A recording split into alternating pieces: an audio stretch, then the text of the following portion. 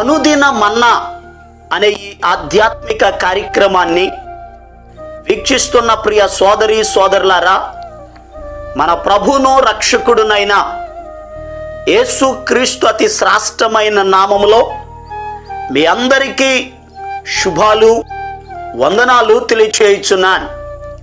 ఈ శ్రేష్టమైన సమయంలో దేవుని పరిశుద్ధ గ్రంథంలో నుండి విలాప వాక్యముల గ్రంథం 3వ అధ్యాయం 57వ వచనం, నేను నీకు మొరలిడిన దినమున నీవు నా యొద్దకు వచ్చితివి, భయపడకుమి అని నీవు చెప్పితివి.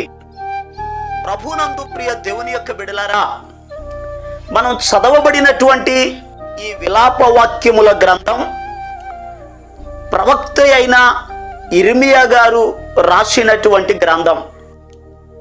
ఈ విలాప వాక్యముల గ్రంథం క్రీస్తుకు పూర్వం 586వ సంవత్సరములో ఆయన రాశారు. ఇది రాయుటకు ముఖ్య కారణం ఏమిటి అని అడిగితే, యెరూషలేము పాడైపోతుంది. ఆ పాడైపోతున్న పట్టణమును చూచి ఏడుస్తూ విలపిస్తూ దేవుని పాదాల దగ్గర మొర్రపెట్టుచు ఈ గ్రంథాన్ని రాశారు. అసలు యెరూషలేము దేవుని పట్టణం కదా, దేవుని మందిరం ఉన్న స్థలం కదా, యాజకులున్న స్థలము కదా, బలిపీఠాలు కట్టుచున్న స్థలము కదా, ఆ పట్టణం ఎందుకు పాడైపోయింది అని అడిగితే ప్రవక్త అయిన ఇర్మియా గారే చెప్పారు. విలాపవాక్యముల గ్రంథం 1వ అధ్యాయం 8వ వచనములో ఓ మాట రాయబడి ఉంది, యెరూషలేము ఘోరమైన పాపము చేసెను అని రాయబడి ఉంది. యెరూషలేములో ఉన్న దేవుని ప్రజలు వారు పరిశుద్ధులుగా ఉండాలి. ఎందుకనగా ప్రభు చెప్పారు, నేను పరిశుద్ధుడను గనుక మీరును పరిశుద్ధులై ఉండండి అని చెప్పారు.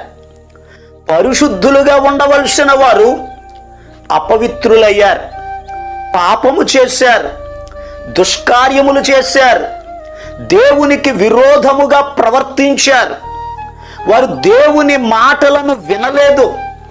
వారు చేసిన పాపమును బట్టి వాక్యంలో రాయబడి ఉంది, ఆదరించువాడు లేక సియోను చేతులు చాపుచున్నది అని ప్రవక్త అయిన ఇర్మియా గారు రాస్తూ ఉన్నారు. వారు చేసిన పాపమును బట్టే ఆ పట్టణము పాడైపోయింది. మరి ఇంకొక మాట, విలాప వాక్యముల గ్రంథం 1వ అధ్యాయం 4వ వచనములో మరి ఇంకొక మాట రాయబడి ఉంది, నియామక కూటములకు ఎవరునూ రారు గనుక సియోను మార్గములు ప్రలాపించుచున్నవి, పట్టణపు గుమ్మములన్నీయు పాడైపోయెను. ఆ పట్టణం పాడైపోవడానికి కారణం ఏమిటి అని అడిగితే, నియామక కూడికలకు ఎవరు రారు అనగా దేవుడు ఏ సమయంలో అయితే వారిని ఆరాధించమని చెప్పారో ఆ నియమింపబడినటువంటి పరిశుద్ధ దినమును వారు ఆచరించడం మానేశారు, పండుగలను ఆచరించడం మానేశారు, దేవుని సన్నిధికి దూరం అయిపోయారు. దేవుని మాట విననందువలన ఆ పట్టణం పాడైపోయింది.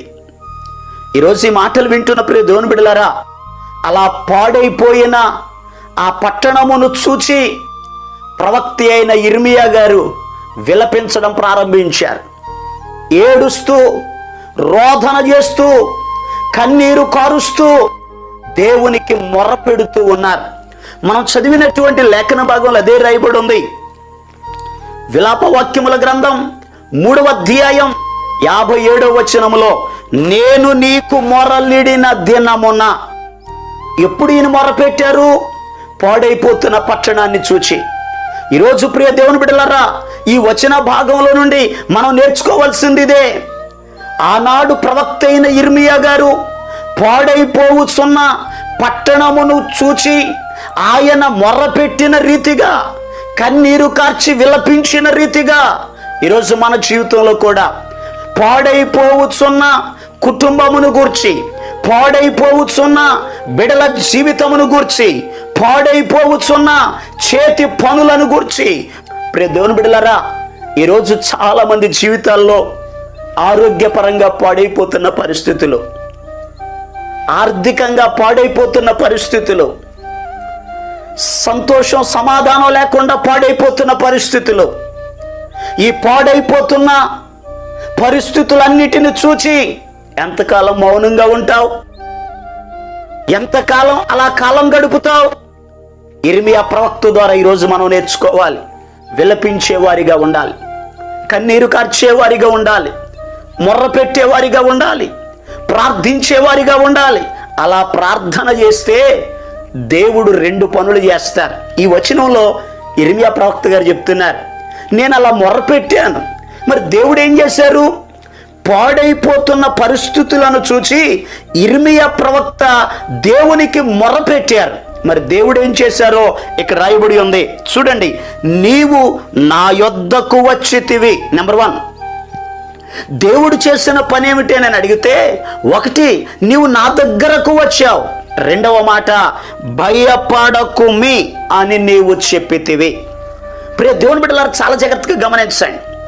ఇర్మియా గారు చేయవలసిన పని ఇర్మియా గారు చేస్తే, దేవుడు చేయవలసిన పని దేవుడు చేశారు.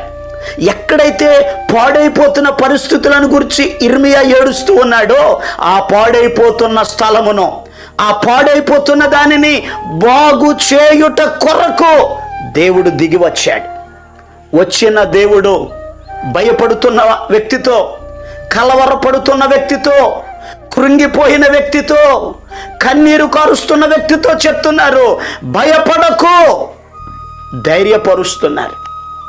ఈరోజు ప్రియ దేవుని బిడ్డలారా, నీ జీవితంలో కూడా దేనిని గూర్చైతే అది పాడైపోతుందని ఏడుస్తూ ఉన్నావో, ప్రభు ఈరోజు నీ కుటుంబం దగ్గరికి రాబోతున్నారు, నీ బిడ్డల జీవితంలోనికి రాబోతున్నారు.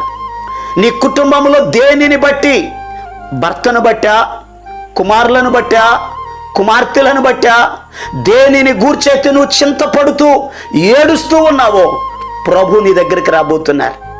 కష్టకాలములో బంధువులు చేయి విడిచిపెట్టవచ్చు, స్నేహితులు చేయి విడిచిపెట్టవచ్చు. నీవు ఆరాధించే దేవుడు నిన్ను విడువడు, ఎడబాయడు. నీతో ఉండే దేవుడు, నీకు సహాయం చేసే దేవుడు, నీవున్న పరిస్థితులలోనికి ఆయన వచ్చే దేవుడు. వాక్యంలో రాయబడి ఉంది, శద్రకు మేషకు అబేద్నెగో కష్టకాలములో వారు అగ్నిగుండములో పడవేయబడినప్పుడు వారి కంటే ముందుగా ఆయనే వెళ్ళాడు. మన దేవుడు మనతో ఉండే దేవుడు. ప్రియ దేవుని బిడ్డలారా, మనతో ఉన్న దేవుడు మనలను ధైర్యపరిచే దేవుడు, భయపడకొని చెప్పే దేవుడు. సువార్త ప్రకటించుట ద్వారా ఒకనాడు అపోస్తలుడైన యోహాను గారిని పట్టుకున్నారు, పద్మాసు దీవులో విడిచిపెట్టారు. ఒంటరివాడిగా ఉన్నాడు, ఏడుస్తూ విలపిస్తూ దేవునికి ప్రార్థన చేస్తూ ఉన్నాడు. అలా ప్రార్థన చేస్తున్నటువంటి యోహాను గారి వెనుక ప్రభు ప్రత్యక్షమయ్యారు. ప్రభు వచ్చిన ప్రభు ఆయనతో మాట్లాడారు, యోహాను భయపడకుమో, భయపడకుమో, నేను మొదటి వాడను, కడపటి వాడను, మృతుడనైతిని గాని యుగ యుగములో సజీవుడను.